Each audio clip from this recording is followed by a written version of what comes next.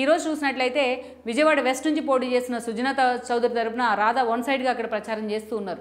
చాలా చోట్ల తూర్పు కాన్స్టిట్యున్సీలు కావచ్చు, చాలా చోట్ల తన అనుచరులతో భేటీలు ఏర్పాటు చేస్తూ కూటమి అభ్యర్థులను గెలిపించాలంటూ కూడా ఆయన డైరెక్ట్గా ప్రచారంలోకి దిగిపోయిన సందర్భం అయితే కనిపిస్తోంది.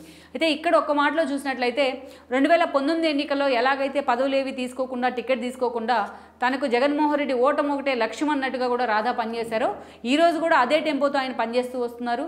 ఇటీవలే జగన్మోహన్ రెడ్డి మీద విజయవాడ సెంట్రల్ పరిధిలో జరిగిన రాయి దాడి విషయంలో కూడా వైఎస్ఆర్సీపీ అంత గందరగోళం చేసే ప్రయత్నం చేసిన రాధా మాత్రం ఎక్కడికక్కడ దాన్ని ఖండించే ప్రయత్నం చేశారు.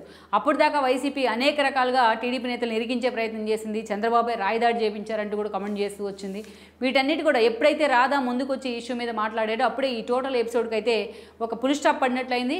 సో ఆ స్థాయిలో రాధా ఈరోజు సాలిడ్గా టీడీపీ తరపున కూటమి తరపున కూడా పనిచేస్తూ వస్తున్నారు. అయితే ఇదే సమయంలో ఇక్కడ ఒక చర్చ అయితే జరుగుతోంది. రేపు కూటమి అధికారంలోకి వచ్చినట్టయితే పర్టికులర్గా టీడీపీ నుంచి రాధాకు ఒక సీరియస్ హామీ లభించిందనే చర్చ జరుగుతోంది.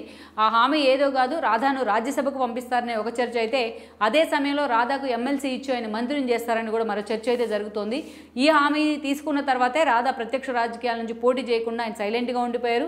అందుకే ఈరోజు పూర్తి స్థాయిలో ఆయన ప్రచారంలో కూడా పనిచేస్తున్నారనే అంశాలు అయితే వెలుగులోకి వస్తున్నాయి.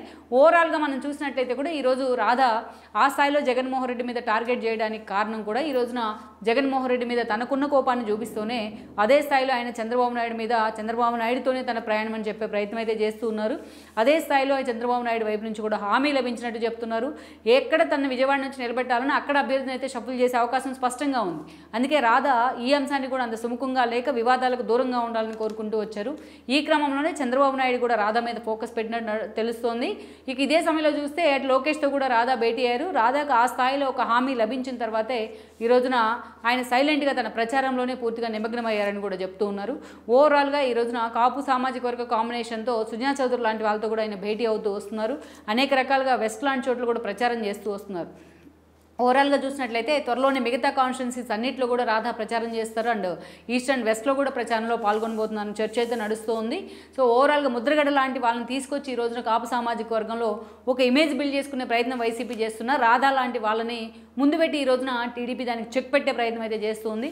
ఓవరాల్గా ఈ పరిణామాలు కూటమి భవిష్యత్తును, రాధా రాజకీయ భవిష్యత్తును ఏ మలుపు తిప్పబోతున్నాయన్నది మనం చూడాల్సి ఉంది. ఈ వీడియో మీకు నచ్చినట్లయితే please share, like and subscribe R24 Telugu.